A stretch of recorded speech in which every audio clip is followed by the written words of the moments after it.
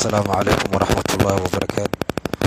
وأنيقا أو لبالهي فؤاد يوسف علي waxa aan horta jeclaystay inaan ma aragtay idin dubas meesha aan seexdo waa suuliga baan garabsanada habeenay dharaar salaada ku tukada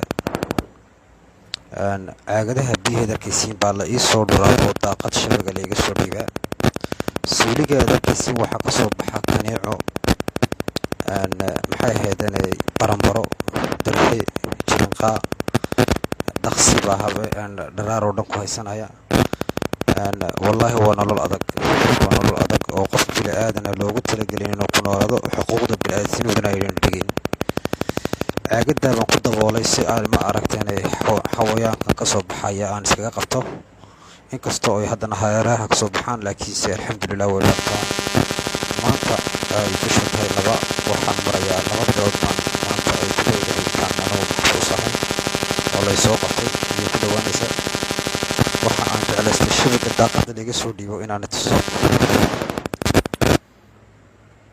waa ka shabagaas weeji ilbaabkii shabaga daaqada baa laga soo dhiibaa marka waxaan walaalahay oo jeclahay inaan ma aragtaan horta ragii aniga ma aragtaan ay khaayimay ugu horeeya ninka walaalkay xagga ku bartay ee barkhad cali cudum la ilaahdo waan ku saamaxay walaal waan ku saamaxay waska dhibaataysan tahay dhibaato badan baa ku haysata waan ku saamaxay walaal anoo taa ka gudbaya ma aragtaan waxaan horta walaal doonayaa inaan sheego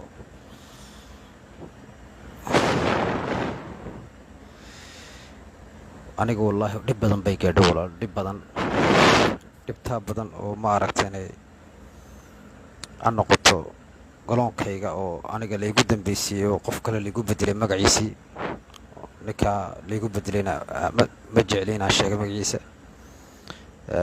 sababta waxa waa ilaahay baa wax bixiya waan ku samray waan iska ma aragtaan shaqaysanay haddana waxa dhacday ma aragtaan sidii iyadoo ay tahay inay ma aragtaan diyaaradii baa la iga joojiyay marka diyaaradda waxa lagu wadaa amba komodondo booq amba co-pilot labadaba midba ma wadeen waan iska fadhiyay xerada haddii aan maalin saacad haddaan hafsaamo waa la xidhayay waa lagu xidhaa la guurinayay xerada amba gaadh baa tahay 2 cisho ganaaxa marka waxaasoo dhan anoo dusha saaranaya ayaan haddana mushaarkayga igu yimiday wallahi mushaarkayga markuu igu yimiday waxay igu noqotay argagax bay igu noqotay bishii saddexaad 2019 bishii kowdii mushaarkii soo dhacay baan ka waayay banka kabacdi markaan ashkata tagay waxaan u tagay ninka ugu sareeya xagga ciidanka security military oo ku shaqalay waxyaalaha khilaafka waxaan ku yiri Colonel Maxamed Casawi baa la yiraahdaa arrinkayga markuu maqlay wuxuu igu yiri arrinkan wax dhici kara ma aha ciidanimadana kuma jirto sida darteed waxaan u yeedhanaa ninka mushaarkaaga bedelay ee Commando Aadan Abdiraxmaan Sheer Commando Aadan Abdiraxmaan Sheer markii loo yeedhay wuxuu yiri fuaad arrinkiisu waa arrin aniga baxsan waa isaga korneelka ka dhaxaysa ee korneelkiisa uu tago soo bariyo wallahi bariya ilaahay baa lagu hoos galay waxaan yiri war marxaba waa ku samray ilaa ma aragtaan waxaan soo gaarnay bishii 8aad kowdeedii 2019 waxa laga jaray kooraankii baa laga jaray aqalka waxaan yiri bal u tag hadaba aqalka ugu tago maanta bay soo stig oo cagaa qabso marka waxaan mooday qof bilaadan mooday oo ma aragtaan wanaaga aad sameysay waxaan lahaa wuxuu masaxi colaado dhan masaxi markaan aqalkii ugu tagay waxaan ku yiri walaalkay wixii dhacay way dhaceen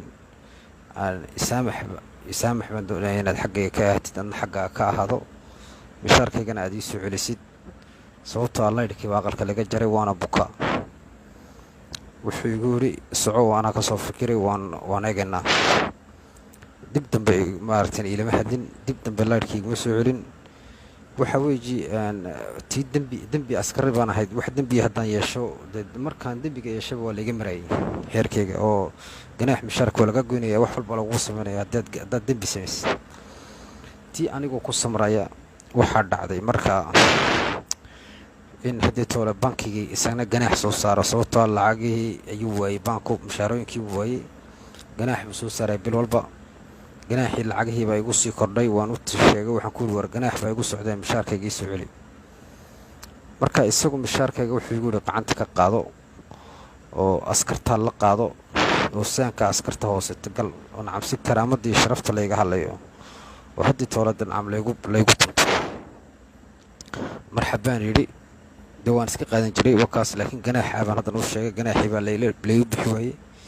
haddii tole waxaan idhi waxani wax aniga culayskii isaarnaa iyo shaqadii aan joogay, waxaan haddana dareemay noloshii kale caadiga ahayd ba inay culays kale saarantay.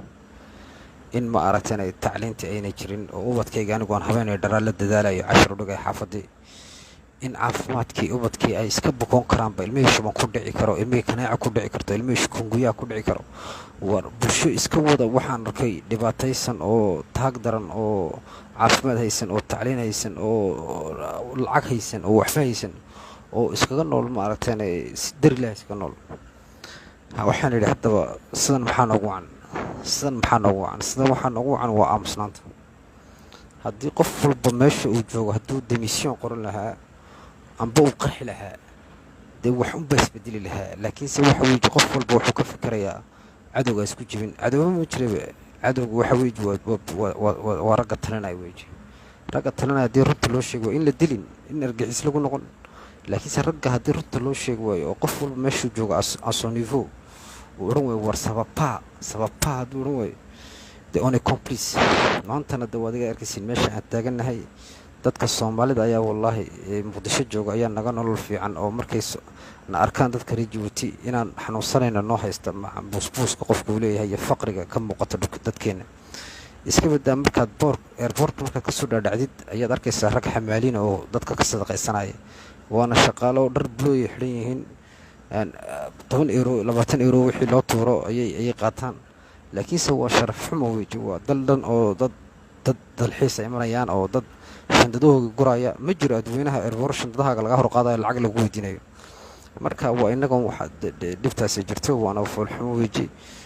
dalkeenu meel kama noolo. anigu waxaan leeyahay maanta 2 bilood ku dhowdahay ilaahay baa wax dilay. war maanta telefoonkaas si aan ku helay waan ku helay. si ay idinla hadlaan intaana ilaahay saacadeeda dhameyn ayaan jeclaystay inaan runni sheego. war dalkani uu burburay. diin ma haysto, caafimaad ma haysto, tacliin ma haysto. dadku waxay ku nool yihiin darxumo, daranyo, cadaalad darro, dulmi, wax walba lagu nool yahay. anu waa runta waan sheegay. anuu xabsiga ku jira weliba runta niisi sheegay.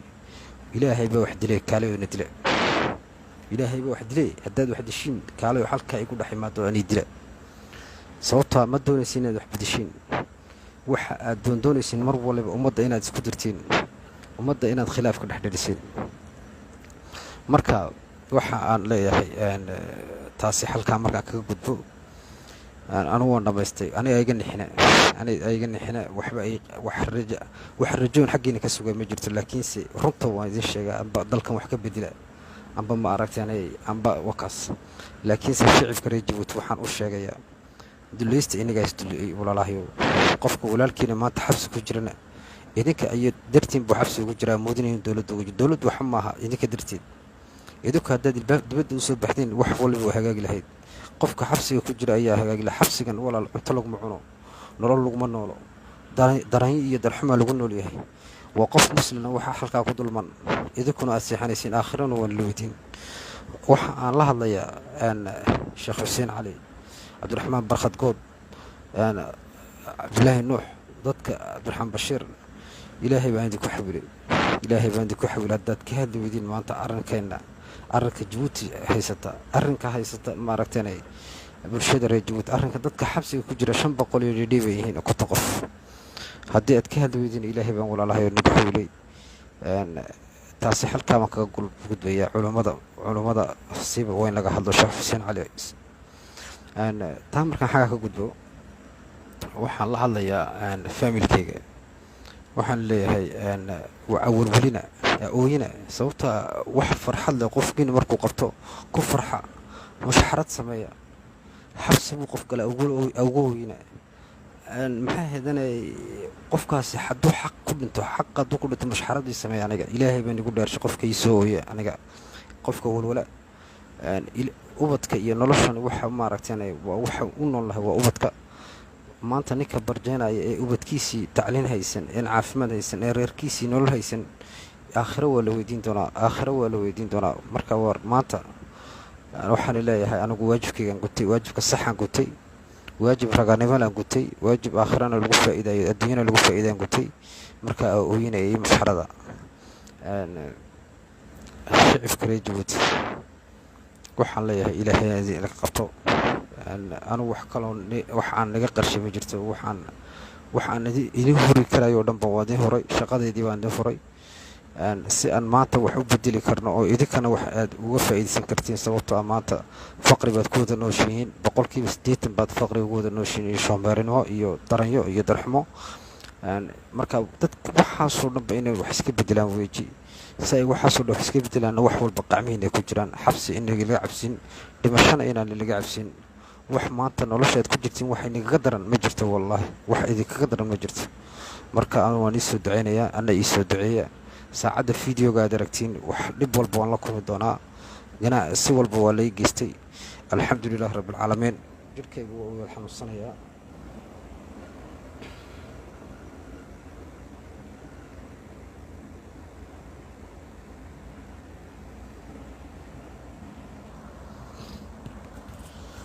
وكا ولال wax alla waxaan ka reebay ma jirto alxamdulillaah rabbil caalamiin jirkuna wada xanuunsanaya isoo duceeyo walaalayaal wax aan la wax dib oon sheegan karay ma jirto laakiin se waxa idin sheegay oo cabsoonina walaalahayo cabsoonina tan aad ku jirtiin ba wallahi idinkaga daran dad maanta xornimo ku hadashin marka war waxaan doonaynaa maanta waa kalsooni waa caafimaad waa tacliin waa nolosha oo dhib yaraata koorana noqoto biyaha noqoto kooraan soo galista noqoto dalkeenu dal bilic la noqdo oo muulal oo diimis lahayn waxaasoo dhan baan doonaynaa dalku xisaab yeesha kii ku furan wax xada la xisaabiyo wax walba informatize laga dhigo dhalinyarta adduunka loo wada yeedho wixii informatic taqaanta kilabiso fasil islaanta casaama joogta ee casaama maanta xeerka qoyska imanaysa maxkamadda u soo dhacaysa waa inay maxkamad ka hesho cali sabiix maxkamad waa inay ku taala tajuro ubukh waa inaan meel walba laga helo district lagu sameyn karo adresaas wax walba waa inaan nolosha dhib yarayno taana inaga ma sameyn karayna walaalahayo marka anagu waxaan leeyahay waan dhamaystay hadal anuu haddii toole waxaan sugay waa wadkayga iyo saacadda ilaahay dhammaystiro idinkan waa iisoo duceynaya walaalayaal ana iisoo duceeya wassalaamu calaykum waraxmatullah